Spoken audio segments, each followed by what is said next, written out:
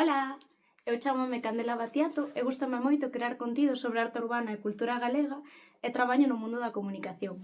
Antes de nada, quero darvos os parabéns por chegar ata aquí e estar activando o modo galego no voso día a día. Faime especial ilusión porque eu son neofalante desde hai xusto 10 anos e todo comezou no instituto, no meu caso. Realmente eu nacín en Argentina e sempre se me falou castelán no meu entorno ata que me cambiei de instituto e ali todas e todos falaban galego. Iso me fixo dar o paso. Ao comezo con moita vergonza, comecei escribindo por WhatsApp, falando cos compañeros de clase, ata que co paso do tempo decidín que formase parte de min, do meu día a día e en todos os contextos posibles. Con isto quero vos animar aínda máis. Ides ter un montón de apoio no voso proceso. E ademais, non me digades que non mola poder falar varios idiomas.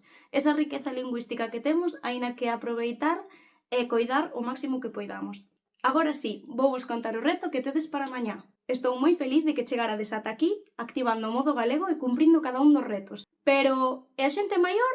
Como vai o seu nivel de activación? Hoxe todas e todos teredes que facerlle un exame ás persoas adultas que teñades ao voso redor. E o reto para mañá terá dúas partes. Unha, contar como vai o modo galego na vosa casa. E dúas, escoller a profe ou o profe do voso centro que máis e mellor active o modo galego. Sei que teredes moitos nomes na cabeza, ou iso espero. Pero toca mollarse e escoller as profes ou os profes referentes do modo galego activado no voso cole. Moito ánimo e espero que continuedes co modo galego activado no voso día a día tanto por Ames como polo mundo adiante. Bicos!